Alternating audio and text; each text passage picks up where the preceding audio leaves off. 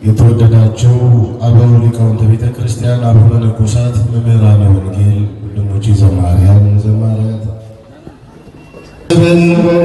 በቸርነቱም ደግሞ የቀደመውን በደላችንን ኃጢአታችንን ሳይቆጥርብን ለዚህ ዕለትና ለዚህ ሰዓት ደርሰን ቅዱስ የሆነውን ስሙን ልንጠራ የፈቀደልን ሕይወትን የሚቀጥለው ጨለማን የሚያበራውን ቅዱስ ቃል እንድንሰማ የረዳን የአባቶቻችን አምላክ የእኛም አባት አምላካችን ልዑል እግዚአብሔር ስሙ ከፀሐይ መውጫ እስከ ፀሐይ መጥለቂያ ድረስ የተመሰገነ ይሁንልን። ለቃል መውረድ ለሥጋ ማድረግ ምክንያት የሆነች የአዳም ዘር ትምክህት መዝገበ ትሕትና መዝገበ ፍቅር እመቤታችን በፀሐይ አብስሎ በዝናብ አብቅሎ የሚመግበንን ክቡር ጌታ የድንግልና ወተት ያጠባች እመብርሃን ወላዲተ አምላክ ድንግል ማርያም ዓለምን የሚሸከመውን ጌታ 9 ወር ከ5 ቀን በማኅፀኗ የተሸከመች አዝላ የተንከራተተች ወላዲተ አምላክ በአማላጅነቷ በእናትነት ፍቅሯ ከእኛ ስላልተለየች ክብርና ምስጋና ለእናታችን ለቅድስት ድንግል ማርያም ይሁንልን።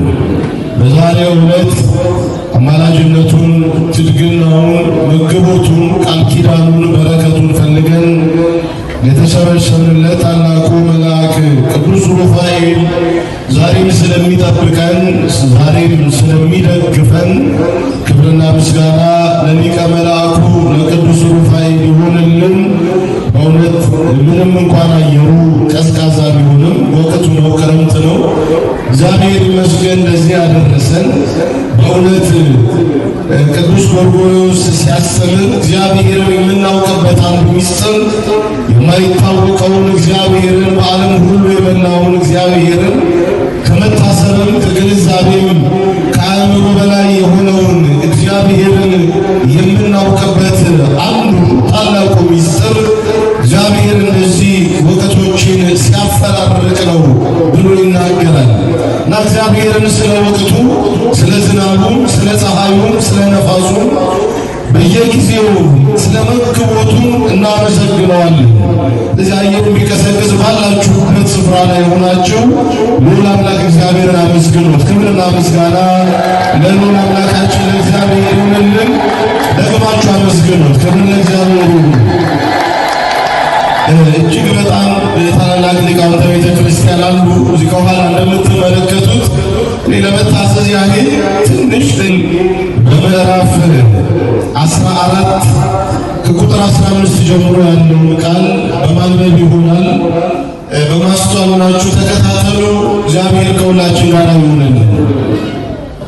ብትወዱኝስ ትእዛዜን ጠብቁ፣ እኔም አብን እለምናለሁ ለዘላለም ከእናንተ ጋር እንዲኖር ሌላ አጽናኝ ይሰጣችኋል።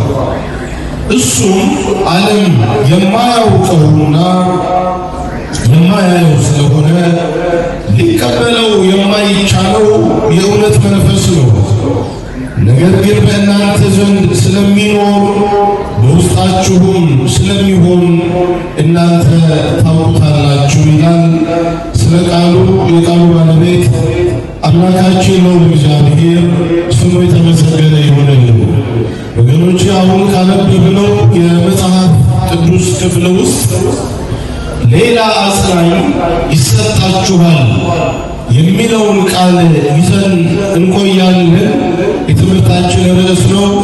ለቀደሙት አባቶቻችን ምስጢሩንና ጥበቡን የገለጸ ጌታ መንፈስ ቅዱስ ለእኔ አገልጋዩን ፊቴን ጸፍቶ አፌን ከፍቶ እንዳያናግረኝ እናንተም ደግሞ የምትሰሙ ብቻ ሳትሆኑ እያስተዋላችሁ ምን እናድርግ ክርስቲያኖች እንድትሆኑ እግዚአብሔር ሁላችንን የሚፍቀድልን ይህን ቃል እንድንሰማ የሚረዳን እግዚአብሔር ስሙ የተመሰገነ ይሁንልን። ክብር ይገባዋል፣ እልልታ ይገባዋል፣ ጭብጨባ ይገባዋል። ሌላ አጽናኝ የሰጠን እግዚአብሔር ስሙ የተመሰገነ ይሁን። አሁን እንዳነበብኩላችሁ የዚህ የመጽሐፍ ቅዱስ ሐሳብ የምናገኘው በዚህ በዮሐንስ ወንጌል ላይ ነው። ሁላችሁም እንደምታውቁት ጌታችን አምላካችን መድኃኒታችን ኢየሱስ ክርስቶስ እጅግ በጣም ይወደው የነበረ ደቀ መዝሙር ተብሎ በመጽሐፍ ቅዱስ ላይ የተገለጠው ይህ ታላቅ የሆነው ደቀ መዝሙር ቅዱስ ዮሐንስ ነው። ዮሐንስ በወንጌሉም በመልእክቱም እንዲሁም ደግሞ በፍጥሞ ደሴት ታስሮ በራእዩ ላይ የተብራራውን እውነተኛውን ፍቅር የገለጠልን ደቀ መዝሙር ነው። በእውነት እግዚአብሔር ፍቅር ነው ብሎም ደግሞ የጻፈልን ይህ ደቀ መዝሙር ነው። ስለ ፍቅር የሚናገር፣ ስለ ፍቅር የሚያብራራ፣ ስለ ፍቅርም ደግሞ የሚዘምር፣ የሚጽፍ፣ የሚያስተምር በፍቅርም የኖረ ደቀ መዝሙር ነው። ወገኖች እንደምታውቁት ዓርብ በተባለችው በዚያች ቀን ሐሙስ ዕለት ሌሊት ለዓርብ አጥቢያ ወደ ዓርብ ቀኑ ሲሸጋገር በዚያች ሌሊት መድኃኒታችን ኢየሱስ ክርስቶስ እጆቹ ለሕማም በተያዙበት ሰዓት ላይ ደቀ መዛሙርቱ ሁሉ ሲሸሹ፣ አንዳንዶቹ ነጠላቸውን ትተው ሲሮጡ፣ እርቃናቸውንም የሸሹም አሉ። አንዳንዶቹ ደግሞ በገዢዎች ግቢ መድኃኒታችን ክርስቶስንም አላውቀውም ብለው ክደዋል። ሌሎቹም ደግሞ ከወዳጃቸው ካበላቸው ካጠጣቸው ከመድኃኔዓለም ከኢየሱስ ክርስቶስ ይልቅ 30 ብር መስሎባቸው መድኃኒታቸውን አሳልፈው ሸጠው ክርስቶስን ጉንጩንም ስመውታል። በእውነት ይህ ደቀ መዝሙር ሁሉም ሲፈለካከስ፣ መንገዱ ሁሉ ሲቀያየር፣ ባልሆነ መንገድና አቅጣጫ ሁሉም ሲበታተኑ እስከ መጨረሻው ድረስ ታምኖ የጸና ክርስቶስን ያልተለየ ከመስቀሉ ስር የነበረ ስለ ፍቅር በንግግርና በቃላት በማስተማር ብቻ ሳይሆን ተግባራዊ ፍቅር ያሳየ ደቀ መዝሙር ነው ቅዱስ ዮሐንስ። እግዚአብሔር በረከቱን በሁላችን ላይ ያሳድርብን። በእውነት አሁን ቃሉንም ሲጀምር አሁን ለትምህርታችን ያነሳነው ሐሳብ ብትወዱኝስ ትእዛዜ ጠብቁ የሚል ነው። ስለ ፍቅር ይናገራል። በእውነት በእውነተኛ ፍቅር እንድንኖር እንድናስተውል ደግሞም እግዚአብሔር እንዲረዳን በፍቅሩ እንድንኖር የአምላካችን ፍጹም ፈቃድ ይሁንልን። በዚህ ምድር ላይ ሰውን ለመውደድ ወይም ደግሞ ለፍቅር ደረጃዎችን ሊያስቀምጥ ይችላል። ዮሐንስ አንድ ያስተማረን ትልቁ ቁም ነገር ምንድነው? ዓለሙን እንዲያው ተብሎ በተገለጠ መጠን ወደደው ነው የሚለው። እግዚአብሔር ዓለሙን እንዲያው ወዶታልና በዚህ በዮሐንስ ወንጌል በምዕራፍ 3 ቁጥር 15 ላይ ስለዚህ እግዚአብሔር አንድያ ልጁን ወደ ዓለም ሰደደው፣ ወደ ዓለም ላከው ይላል። ስለዚህ ዮሐንስ አሁንም ሲጀምር ትወዱኝ እንደሆነ ብትወዱኝስ ትእዛዜን ጠብቁ ብሏል ክርስቶስ ኢየሱስ ይላል። ወገኖቼ ምንም እንኳን ከአየሩ የተነሳ ስትመልሱልኝ ላይሰማኝ ይችላል። ነገር ግን አንድ ጥያቄ ልጠይቃችሁ እወዳለሁ። እግዚአብሔርን እወዳለሁ የምትሉ ሰዎች እነማን ናችሁ? እጃችሁን እስኪ ያውጡ። እግዚአብሔርን እወደዋለሁ የምትሉ ሰዎች በእውነት እያየሁ ነው። እጃችሁ መልካም አውርዱ። እንደው እግዚአብሔርን ባልወደው በዚህ በማለዳ አየሩ ቀዝቅዞ ሌሎች ቤታቸው በተኙበት ሰዓት እንዴት እኔ ቤተ እግዚአብሔር እገሰግሳለሁ? ምን አይነት የቂል ጥያቄ ትጠይቀናል የሚል ሰውም አይጠፋም። በእውነት የእግዚአብሔር ቃል ሚዛን ነው። የእግዚአብሔር ቃል መድሎት ነው። ራሳችንን የምናይበትም እውነተኛ መስታወት ነው። በዚህ በእውነተኛ መስታወት ፊት ስንቆም እውነተኛ ማንነታችንን ነው የምናየው። አይዋሽም። የእግዚአብሔር ቃል ማሩን አያመርም፣ ወተቱንም ደግሞ አያጠቁረውም። ስለዚህ ምንድነው የሚለው? አጠገብህ እያለ የምታየው ወንድምህን የማትወድ ያላየኸውን እግዚአብሔርን እንዴት እወደዋለሁ ትላለህ ይላል ወገኖቼ። ስለዚህ እርስ በርሳችን እንዋደዳለን ወይ? እግዚአብሔር እርስ በርሳችን እንድንዋደድ ይርዳን። ሁላችንንም እውነተኛ የሆነ ሚዛን ነው ቅዱስ መጽሐፍ ላይ የተጻፈ። እንደው መድኃኔዓለም ኢየሱስ ክርስቶስ ታውቃላችሁ አበው እንደሚያስተምሩን በምድር ላይ እጅግ በጣም ድሃ ሆኖ የኖረ አምላክ ነው። ታውቃላችሁ በመጽሐፍ ቅዱስ ላይ መወለድ እንኳን ሲፈልግ ከሰማይ ሰማያት ሲወርድ እጅግ በጣም ድሃይቱን ብላቴና ድንግል ማርያምን ነው የመረጠው። 15 ዓመት ብላቴና የተወለደው እንደ ምስኪን ድሃ በከብቶች በረት ውስጥ ነው። እንደገና ማስተማር ሲፈልግ እባካችሁን መርከባችሁን አበድሩኝ ስጡኝ ብሎ በሰዎች መርከብ ላይ ቆሞ አሳውን ከማብዛቱ በፊት ቃሉን ይነግራቸው ነበር። መጽሐፍ ቅዱስ እንደሚናገረው በቅዱስ ሉቃስ ወንጌል ላይ እንደተጻፈው በሌላ በኩልም በማቴዎስ ወንጌል ምዕራፍ 21 ላይ እንደምታስታውሱት ወደ ኢየሩሳሌም ከተማ መግባት ሲፈልግ ለፋሲካ በዓል ጌታችን ኢየሱስ ክርስቶስ በፊታችሁ ባለችው በመንደራችሁ ውጡና የሰዎች አህያ ታስሮ ታገኛላችሁ፣ ፍቱና አምጡልኝ ነው ያለው። የራሴ እንኳን የሚለው ንብረት አልነበረውም። በዚህ ምድር ላይ ሲኖር በሃይማኖት አበው ላይም እንደተገለጠው እንዘባይል ውእቱ አንደ ርዕሶ እንደተባለው እጅግ በጣም ባለጠጋ ሆኖ ሳለ ራሱን ግን በፈቃዱ ደሃ ያደረገ የኢዮብን ሀብት ንብረት እንዲቆጠር ያደረገ አምላክ እሱ ግን ቤትም ስላልነበረው በሰዎች ቤት ላይ በእነ አልዓዛር ቤት ላይ ራት አዘጋጁልኝ ብሎ በሰዎች ቤት ላይ የፋሲካ ራት ሲዘጋጅለት ታስታውሳላችሁ ወገኖቼ። ሰው በቀድሞ ዘመን አስቀድሞ ከመሞቱ በፊት ለራሱና ለቤተሰቦቹ የመቃብር ስፍራ ያዘጋጃል። ስለዚህ መድኃኒታችን ክርስቶስ እንኳን የሚቀበርበት ስፍራ ስላልነበረው በሰዎች መቃብር በአርማትያስ ዮሴፍ መቃብር ውስጥ ነው የተቀበረው። የኔ የሚለው ንብረቱ አንዳች እንኳን አልነበረውም። አባቶቻችን ሲሞቱ የሚያወርሷችሁ ነገር አለ። ቤት፣ መኪና ሊናዘዙላችሁ ይችላል። መድኃኔ ዓለም እጅግ በጣም ደሃ ሆኖ አባታችን ሆይ ብለን የምንጸልይለት ጌታ ምን ሊሰጠን ይችላል? መስተመጨረሻ ምን አለን? እርስ በእርሳችሁ ትዋደዱ ዘንድ ትእዛዜ ይችናት አለ። በእውነት እርስ በእርሳችን እንድንዋደድ እግዚአብሔር ይርዳን። አሁን በዚህ ሚዛን ፊት ስንቆም እውነት እንወደዋለን ወይ? እግዚአብሔርን ጉንጭ ማልፋት ነው የሚሆነው። የዓለም ታሪክ ውሸት ነው። ሁለቱ ሆነው የእናት ያባት ልጆች ከአንድ ማህፀን የተገኙ ሁለቱ ሆነው ወጥተው አንዱ ነው ብልጦ የተመለሰው ወንድሙን አቤልን በድንጋይ ገሎት።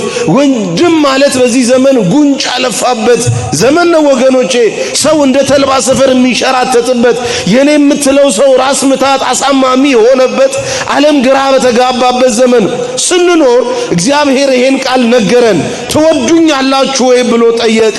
አሁንም ደግሜ ጠይቃችኋለሁ፣ እስቲ እግዚአብሔርን እንወደዋለን የምትሉ ሰዎች በሉ አመስግኑት። ክብር ምስጋና። አትካሰሱ፣ ጎረቤት ለጎረቤት ቤተሰብ ምናምን በርስት በቤት ምናምን አትጣሉ። እንደው እንወደዋለን ብቻ ማለት ትርጉም የለውም። ወንድምህን ካልወደድክ እግዚአብሔርን አትወደውም። እውነታው ይሄ ነው። ስለዚህ ምን አለ? ብትወዱኝ ትእዛዜን ጠብቁ ካለ በኋላ እኔ አብን እለምናለሁ አለ። እስኪ በሉ ሁላችሁም እኔ በሉ አብን እለምናለሁ። እንግዲህ ይሄን የመጽሐፍ ቅዱስ ቃል የሚጠራጠሩ ሰዎች የማይጸኑ ሰዎች ሲያገኙት አብን እለምናለሁ ይላል። በአብና በወልድ መካከል ልዩነት አለ፣ አብ ይበልጣል ብለው የሚናገሩ አንዳንድ መናፍቃን አሉ። እናንተም ይሄን ቃል ስለሰማችሁት መልሱን አውቃችሁ መሄድ ይገባችኋል። እዚሁ መጽሐፍ ላይ ወደ ሌላ ቦታ ሳንሄድ እዚሁ ዮሐንስ ወንጌል ምዕራፍ 14 ቁጥር 8 ላይ ፊልጶስ መድኃኒታችን ክርስቶስን አንድ ጥያቄ ጠየቀው። ጌታ ሆይ አብን አሳየንና ይበቃናል የሚል ጥያቄ ነበረ። እግዚአብሔርን አሳየን፣ እግዚአብሔር አብን አሳየን ይበቃናል ሌላው ነገር ይለው ነበረ። መድኃኒታችን ክርስቶስ እንዲህ አለው፣ ይህን ያህል ዘመን ከኔ ጋር ስትኖር እንዴት አብን አታውቀውም? እኔን ያየ አብን አየ ይላል። እኔና አብ አንድ ነን ብሎ ተናገረ። ስለዚህ እግዚአብሔር አብና እግዚአብሔር ወልድ አንድ ነው። አሁን ምንድነው የሚለምን የሚደክም እንቅልፍ የሚስማማው ስጋን እንደተዋሃደ እንደለበሰ እያስረዳን እያጠየቀ እያስተማረ ነው። ስለዚህ እኔ አብን እለምናለሁ ለዘላለም ከናንተ ጋር እንዲኖር። እስከ መቼ እንዲኖር ወገኖቼ? ለዘላለም ከናንተ ጋር እንዲኖር ሌላ አጽናኝ ይሰጣችኋል ይላል። ሌላ አጽናኝ የትምህርታችን ርዕስ ነው። እስኪ በሉት ሌላ አጽናኝ በሉ። ኢየሱስ ክርስቶስ እኛን የሚያጽናና አምላክ ነው። ቅድም ሲነገር እንደሰማችሁት ጥበብ መድኃኒታችን ክርስቶስ ነው። አጽናኛችንም በጥበቡ ቁስላችንን የሚያድንልን እርሱ ነው። 38 ዓመት ለዘመናት አልጋው ላይ ተኝቶ የነበረውን ሰው አጽናኝ ባጣ ጊዜ አጽናኙ መድኃኔዓለም ክርስቶስ ነበር። ወገኖቼ ዛሬም ወገን ያጣችሁ አጽናኝ በማጣት የምትንከራተቱ ግራ የምትጋቡ ሰዎች መድኃኔዓለም ስለሚያጽናናችሁ ደስ ይበላችሁ። ክብር ምስጋና ለስሙ ይሁን። ብዙዎች አሉ የተከፉ የተጎዱ ወገን ያጡ ዘመድ ያጡ እንደው ደም ስለሚፈሳቸው እናት አባትም የተዋቸው በስማቸው ሳይሆን በበሽታቸው የሚጠሩ ሰዎችም እዚህ መጽሐፍ ቅዱስ ላይ እናውቃለን። ወገኖቼ አንዳንዶቹ ተጽናንተዋል የቀሚሱን ጫፍ ነክተው፣ አንዳንዶቹ የዳዊት ልጅ ሆይ ማረኝ ብለው አይናቸው ተዳብሶላቸው አይተዋል። አንዳንዶቹ ደግሞ በጭቃ ግንባራቸው ላይ ተደርጎላቸው በምራቁ አይንን ፈጥሮላቸዋል። ክብርና ምስጋና ለመድኃኔዓለም ለክርስቶስ ይሁንልን። ዛሬም ቢሆን እንደው ችግር ሲገጥማችሁ መከራ ወደ ህይወታችሁ ሲመጣ ተስፋ ስትቆርጡ አጽናኝ የምትሉት ሰው ማጽናናቱን አቁሞ በቁስላችሁ ላይ ጥዝጣዜ ሲለቅባችሁ ህመማችሁን እያነሳ ሲቆጠቁጣችሁ አጽናኛችሁን መድኃኔዓለምን ቀና ብላችሁ ተመልከቱት። ወገኖቼ በሐዘን የመጣ ተከፍቶ የመጣ ተሰብሮ የመጣ ቀንቶት የሚመለሰው ሰው ዓለምን ሁሉ ትቶ ራሱን ለእግዚአብሔር ሲያስረክብ ነው። አጽናኛችን እርሱ ነው። ክብር ምስጋና ለስሙ ይሁንለት። ያልተጽናና ማን አለ? ተስፋ የቆረጡ ሞታቸውን የሚጠባበቁ እንደው ገመድ የገዙ መርዝ በጥብጠው በረኪና ሊጠጡ ትንሽ ደቂቃ በሞትና በነሱ መካከል አንድ እርምጃ የቀራቸው ሰዎች መድኃኔዓለም አጽናንቷቸው ህይወታቸው ተቀጥሏል። ወገኖቼ አትበሳጩ፣ አትማረሩ። እንደው ገመድ የምንንጠለጠልበት መርዝ የሚያስበጠብጠን አንዳችም ጉዳይ የለም። ዓለም እንደሆነ በክታለች፣ ቆሽሻለች።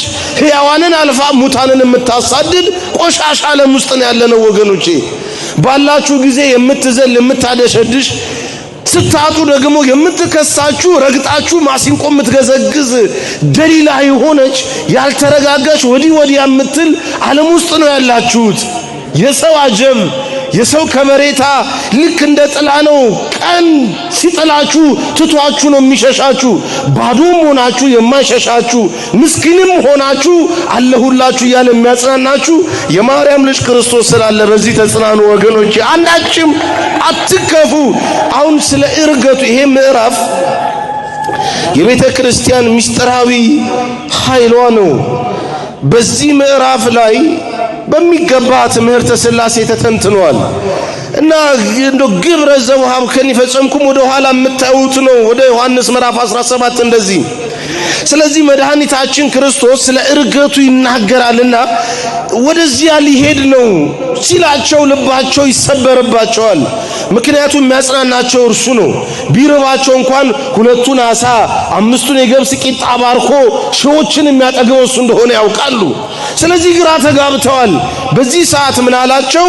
ሌላ አጽናኝ ይሰጣችኋል አለ። እስኪ ደግማችሁ ሌላ አጽናኝ በሉኝ ወገኖቼ። ራሱም አጽናኝ ስለሆነ ነው ጰራቅሊጦስ ይባላል ማለት ነው። እሱም ሌላ አጽናኝ ሲል አጽናኝ ማለት ጰራቅሊጦስ ማለት ነው። ጰራቅሊጦስ መንፈስ ቅዱስ ነው። የሚያጸና የሚያጽናና የሚያበረታ ድካም የሚያስወግድ ጨለማውን ወደ ብርሃን የሚለውጥ ተስፋ የቆረጡትን ሰዎች ተስፋ የሚሰጣቸው ጌታ መንፈስ ቅዱስ ነው ወገኖቼ። ዛሬ ግራ ለተጋባችሁ ዓለም ጣዕም አልባ ኑሮ ለምትገፋው ዓለም መድኃኒታችን ጌታ መንፈስ ቅዱስ ለዚህች ዓለም ጣፋጭ ቅመሟ ነው። ክብር ምስጋና ለጌታ መንፈስ ቅዱስ ይሁንልን። ለዚህ ነው ሊቃነ ጳጳሳት በቁስጥንጥንያ ጉባኤ ተሰብስበው አንድ ትምህርት አስተማሩን። የቀጰዶቅያ አባቶች ለአብ ፍጹም መልክ ፍጹም ገጽ ፍጹም አካል አለው፣ ወልድኒ በገጹ መልኩ በአካሉ ፍጹም ውእቱ ብለው እነ ጎርጎርዮስ ዘኑሲስና ዘእንዚናዙ አስተማሩን። መንፈስ ቅዱስ አካል የለውም እጹጽ ነው ብለው የሚያስተምሩ አንዳንድ መናፍቃን በመነሳታቸው እኛ ቀድሞ ከነበረን ጸሎት ሃይማኖት ላይ አንድ የተጨመረ ትምህርት መጣ። እርሱም ምንድነው? አዳኝ ጌታ በሆነ ወነአምን በመንፈስ ቅዱስ እግዚማ ሕያዊ፣ አዳኝ ጌታ በሆነው በመንፈስ ቅዱስ በአጽናኛችን እናምናለን። እርሱም በነቢያት አድሮ ትንቢት ያናገረ ነው እያሉ ከአብ ከወልድ ጋራም እንሰግድለታለን እናመልከዋለን ብለው አባቶቻችን ተናገሩ። ስለዚህ እግዚአብሔር አምላክ ነው፣ እግዚአብሔር ወልድ አምላክ ነው፣ እግዚአብሔር መንፈስ ቅዱስ አምላክ ነው። ለዚህ ነው አባቶቻችን አዳኝ ጌታ ማህያዊ በሆነው በመንፈስ ቅዱስ እናምናለን ብለው ያስተማሩት። ሌላ አጽናኝ ሲመጣ ደግሞ እንደሚያበረታንም የዚህ መጽሐፍ ቃል ይናገራል። ለእግዚአብሔር መንፈስ ቅዱስ ክብር ስጡ ወገኖቼ፣ በእልልታ በጭብጨባ ሁላችሁም። አምላካችን ነው፣ ጌታችን ነው። ስለዚህ ምን አለ? ለናንተ ሌላ አጽናኝ ይሰጣችኋል አለና ዓለም ግን ሊያየው አይችልም አለ። እስኪ በሉ ዓለም በሉ ሊያየው አይችልም። ዓለም ሊያየው አይችልም። ቅድም ምን ብሏል? ከናንተ ጋራ ለዘላለም እንዲኖር ነው ያለው። ዓለም ግን ሊያየው አይችልም ወገኖቼ። ዓለም መንፈስ ቅዱስን ስላላየው የለም ሊል ይችላል። ዓለም የምታምነው ስላየች ነው። ማየት ማመን ነው ትላለች ዓለም። እኛ እንደው መጽሐፋችን ሳያዩ የሚያምኑ ብፁዓን ናቸው ነው የሚለው። ይቺ ዓለም በሪዝን በአመክንዮ በሎጂክ የምታምን ዓለም ናት። እኛ ግን እንደዚሁ ጌታ መንፈስ ቅዱስ እችን ዓለም እየጠበቀ እንደሆነ እናምናለን። ታውቃላችሁ አሁን ይሄ ዝናብ ከሰማይ ሲወርድ ለመሬት በሚበቃት መጠን ነው የወረደው። ይህን ዝናብ እንደዚህ የሚያወርደው ጌታ መንፈስ ቅዱስ ነው ወገኖቼ። ምክንያቱም ታውቁ እንደሆነ በባለ 50 ዕለት የተማራችሁ ትምህርት መንፈስ ቅዱስ ሲወርድ ድንገት እንደሚነጥቅ አውሎ ነፋስ ወረደ ነው የሚለው። እንደዚህ እንደ ነፋስ አውታር በነፋስ አውታር እንደሚነጥቅ አውሎ ነፋስ ከሰማያት ወረደ ነው የሚለው። ይሄ ወደ ላይ ቀና ብላችሁ የምታዩት ሰማይ ወገኖቼ ውሃ ነው። እቺ መሬትም ያለችው ውሃ ላይ ነው። ምን ላይ ነው ያለችው? ጂኦግራፊ ያስተማርኩ ብቻ አይደለም፣ አቦም እንደዚህ ብለው አስተምሮናል። ዛጽና ለምድር ዲበ ማይ ያሉ ለሊት ሲያመሰግኑ ነው የሚያድሩት። ይቺ ዓለም ውሃ ላይ ነው ያለችው። ውሃው የዓለማችን 80% አካባቢ ደግሞ ውሃ ነው፣ የብስ አይደለም ወገኖቼ። ይሄ ውሃ ዓለምን እንዳያጠፋ እየጠበቀ ያለው መንፈስ ቅዱስ ነው። ከስር ውሃ ነው፣ ከላይ ውሃ ነው። ይሄንን ውሃ በመጠኑ ሲነበር መንፈስ ቅዱስ ነው። ምክንያቱም ውሃው የተቀመጠው ነፋስ ላይ ነው። ከዚች መሬት በታች ውሃውን ያሰረና የያዘ መሬት እንዳትናጋ የሚጠብቃት ጌታ መንፈስ ቅዱስ ነው። ክብር ለጌታ ለመንፈስ ቅዱስ ይሁንልን። ባካችሁ በደንብ አድርጋችሁ አመስግኑ። በነፋስ ብቻ አይደለም መንፈስ ቅዱስ የተመሰለው፣ በተከፋፈሉ የእሳት ልሳኖች በደቀ መዛሙርቱ አናት ላይ ወርዶ ነበር። በተከፋፈሉ እሳቶች እሳትም ውሃም ለኑሮ ጠቃሚ ነው አይደል? እሳትም ውሃም ኑሮን ደግሞ ያበላሻሉ፣ ያጠፋሉ። ውሃ በዛ መጠን ቤታችሁ ትለቀለቃል፣ ዓለም ይጠፋል። ሱናሚ ምናምን መጥቶ ዓለም ሲደርምስ ታውቃላችሁ። እሳትም ሲበዛ እንደዚሁ ነው። መንፈስ ቅዱስ በላይ ነው። ለአማጽያን የሚያቃጥል እሳት ነው። ለእኛ ለምናምንበት አዳኝ ነው፣ ጌታ ነው ለምንለው ግን የሚያጣፍጥ እሳት ነው። ጌታ መንፈስ ቅዱስ ጠቃሚ እሳት ነው። ቤተ ክርስቲያን ሙቀት ልምላሜ እንዳይለያት በምስጢራት ሁሉ ፈኑ ጸጋ መንፈስ ቅዱስ ለእኔ ነው ሲሉ አባቶቻችን ህብስቱን ወደ አማናዊ ሥጋ የሚቀይርልን ጌታ መንፈስ ቅዱስ ዛሬም የቤተ ክርስቲያናችን ራስና ኩራት ነው። ክብር ለጌታ ለመንፈስ ቅዱስ ይሁንልን። አጽናኝ የሆነው አምላክ ነው። ስለዚህ ዓለም ግን ሊያየው አይችልም አለ። ምን ሊለው አይችልም ወገኖቼ? እናንተ ታዩታላችሁ? አናየው? አላያችሁት? መንፈስ ቅዱስ እስከዛሬ አሁን እኮ ዝናቡን በበረከት እያወረደ ያለው እሱ ነው አለን እኮ። መንፈስ ቅዱስን ሰዎች እንደዚህ በስጋዊ ዓይን ለማየት አትፈልጉ። በዮሐንስ ወንጌል ምዕራፍ 9 ላይ አንድ ከእናቱ ማህፀን ዕውር ሆኖ የተወለደ ሰው ነበረ። ክርስቶስ ዓይኑን አበራለትና በጣም ብዙ ጠላቶች ተሰብስበው ፈሪሳውያን ምናምን ከሳሾች ለምንድን ነው ዓይኑ የበራው በሰንበት ምናምን እያሉ ሌላቸው እጅግ ያነሱ ነበረ። ክርስቶስ ያላቸውን ቃል ልነግራችሁ ፈልጌ ነው። እናያለን ትላላችሁ፣ ነገር ግን አታዩም አላቸው። እናያለን ትላላችሁ፣ በዓይናችሁ ሰዎችን ማየት ትችላላችሁ፣ ነገር ግን አታዩም ይላቸው ነበረ። ወገኖቼ ጌታ መንፈስ ቅዱስ የሚታየው በስጋዊ ዓይናችን ሳይሆን በእምነት ዓይን ነው። በእምነት ዓይን። አሁን እዚህ ጉባኤ መካከል እግዚአብሔር እንዳለ ታምናላችሁ? ምን ነው ማለት? እግዚአብሔር በቤቱ አለ የለም? ይሄ ሩፋኤል ቤተ ክርስቲያን እግዚአብሔር መንፈስ ቅዱስ ቤት ነው። እዚህ ጉባኤ መካከል ጌታ መንፈስ ቅዱስ እንዳለ ታምናላችሁ?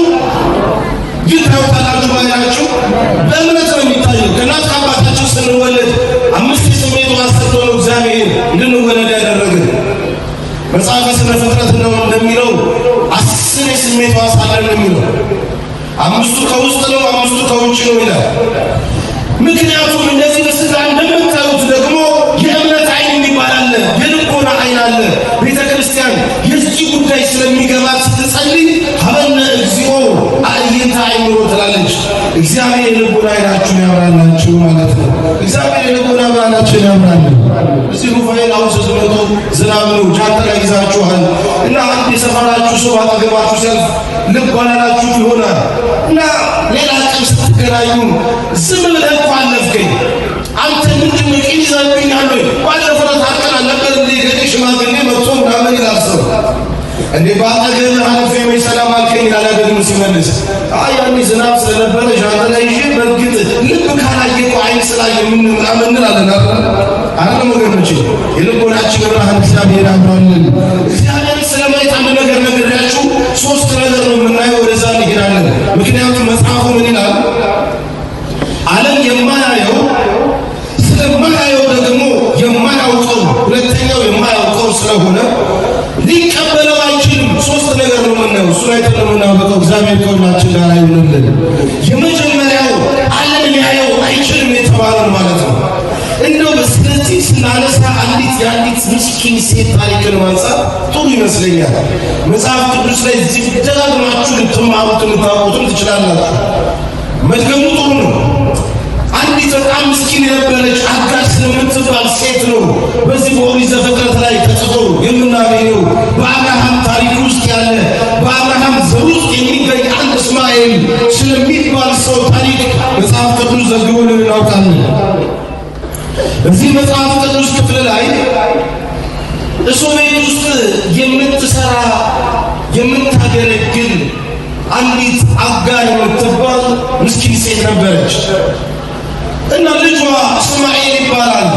ልጇ እስማኤል በቤት ውስጥ ሲስቅ አየችውና ሳራ ድሮም አትወደው አስወጣልኝ፣ ልጇንም እናትየውንም ከዚህ ቤት አስወጣልኝ ብላ ተናገረች።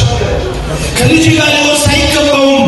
አብርሃም ደጉ ስንቅ አሸክሞ ውሃ ሰጥቶ ለአጋር በይውጪ ብሎ አስወጣት። ወጣች፣ ወደ ሩቅ አገር ትሄድ ጀመረ።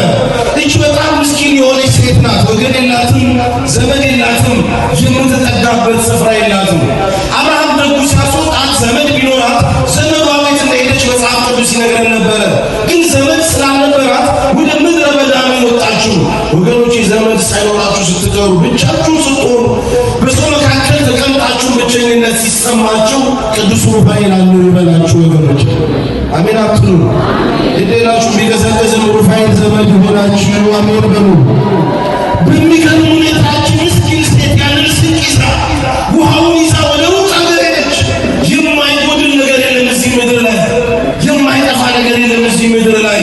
ቋሚ ሆኖ ለዘላለም የሚኖር ነገር የለም። ትናንት እኮ ያመሰገናችሁ ሰው ዛሬ መልሶ ሊያማችሁ ይችላል። ጠዋት የሳማችሁ ሰው ማታ ሊነክሳችሁ ይችላል።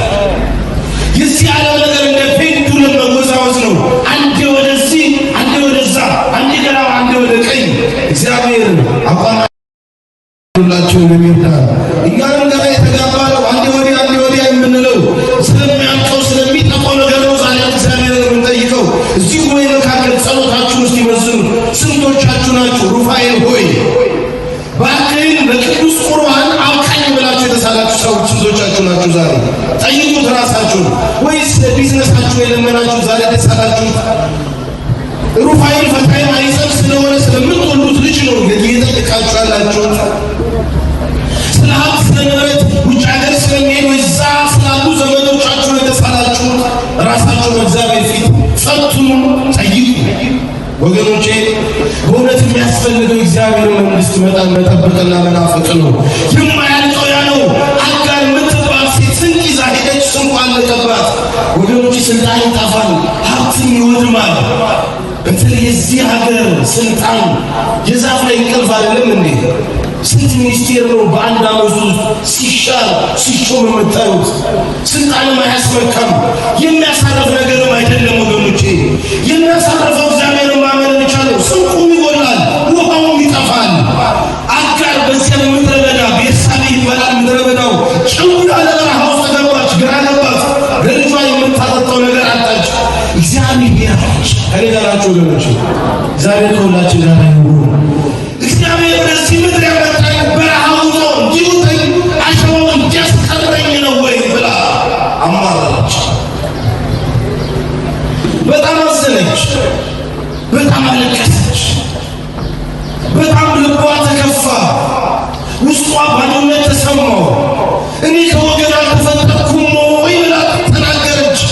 አንድ ልጅ አለ በቅፏ ያለ የሚጮህ የሚያለቅስ፣ ለልጇ ስትል በጣም ተጨነቀች፣ ውሃ ጠማት፣ ልጇ ሊሞትባት ደረሰ። አይኔ ያየ ልጇ ይሞትን ብላ አስቀምጣው ወደ እግዚአብሔር ታለቅስ ጀመረ። ዙሪያ ገባችሁን ገደል ሲገባችሁ የጨለማ መንጋ እንደከበባችሁ ሲሰማችሁ በባዶነታችሁ ዘመን እግዚአብሔርን ጥሩት። እግዚአብሔር ከእናንተ ጋር ይሁን። እቺ ምስኪን ሴት እግዚአብሔርን ጠራች፣ እንባዋን ዘግና ወደ ሰማይ ረጨች። እግዚአብሔር ለምን አወጣኝ ከደጉ ከአብርሃም ቤት ልጄ ሊሞት ነው ከልጅ አስቀድመኝ ትል ጀመረ። እንዲህ ስትጮህ እግዚአብሔር ከሰማይ ሆኖ ጸሎቷን ሰማት። ክብር ምስጋና ለእግዚአብሔር ይሁን። በደንብ አመስግኑት ወገኖቼ፣ ክብር ለእግዚአብሔር ይሁን። ዛሬም እንደዚሁ እግዚአብሔርን የምትጠይቁ ሰዎች እግዚአብሔር ጸሎታችሁን ይስማችሁ። ቀንቷችሁ ወደ ቤታችሁ በሰላም ተመለሱ። ለሩፋኤል ነገራችሁት ምንም አትጡ ወገኖቼ።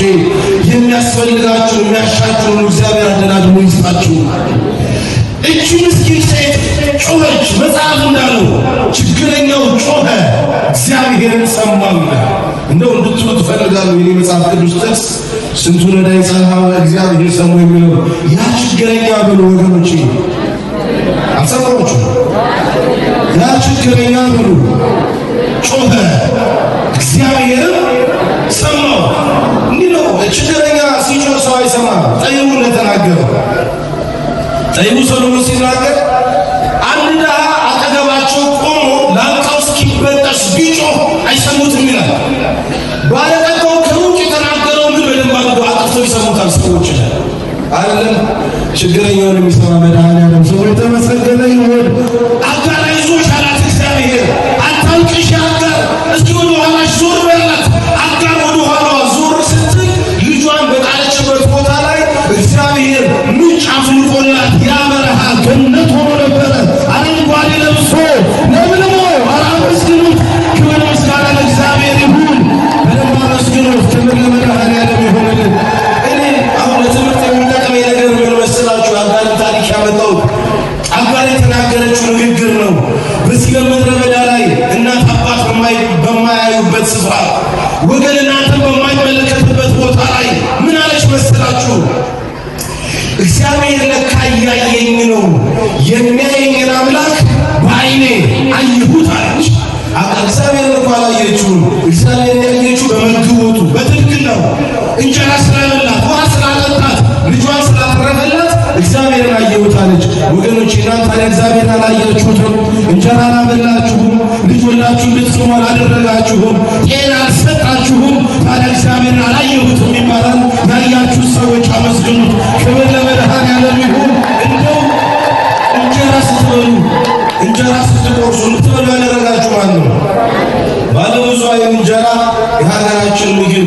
ይህንን እንጀራ ቆርሳችሁ ስታዋህዱና ወደ ጉሮሯችሁ ስትሉ ማንም እንጀራ ልትበሉ ያደረጋችሁ ወገኖቼ? በእያንዳንዱ የእንጀራ አይን ውስጥ እግዚአብሔርን አይን እንድታዩ እግዚአብሔር ይፍቀድላችሁ። ክንዱን አይተናል። ከቤታችን አንስቶ እዚህ እስክንመጣ ድረስ ሌሊቱን በሙሉ እኛ አንቀላፍተን እያንጎላቸን ተኝተን እግዚአብሔር እስራኤልን የሚጠብቅ ስለማያንቀላፋ አይኑን ገልጦ ሲጠብቀን አድሯል። መድኃኒዓለም ክብር ምስጋና ለስሙ ይሁን። ስለዚህ ምን አለ መጽሐፉ? ዓለም የማያየው ስለሆነ የማያውቀው ነው ይላል። ስለማያውቀው ደግሞ አይቀበለውም ይላል። ዓለም ለመቀበል ለማወቅ ምክንያት ይደረድራል፣ ይሻል፣ ይፈልጋል። እኛ ግን እግዚአብሔርን በመግቦቱ በትሕትና ሁል ጊዜ ስላየነው እናውቀዋለን ስንል የደፈረን አይደለም። እኛ እግዚአብሔርን እናውቀዋለን ብለን የምንናገረው መግቦቱ ነው። መጽሐፍ በዓይኑ ከመሄድ እግዚአብሔር ስላለ እግዚአብሔር መግቦቱን ትሕትናውን በጎነቱን እናውቃለን። ይሄ ነው የምናውቀው እንጂ እግዚአብሔርን የሚያውቀው ማንም የለም ይላል መጽሐፋችን። እንደ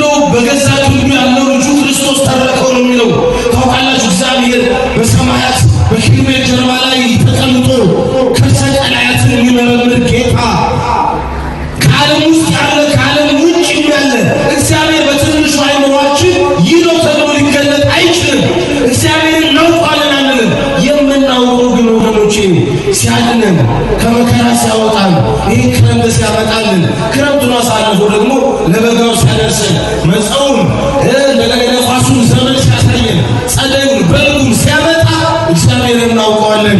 የምታውቁት ጌታ መድኃኔዓለምን አመስግኑት። ክብርና ምስጋና ለስሙ ይሁንልን። በእውነት ስሙ የተመሰገነ ይሁንልን።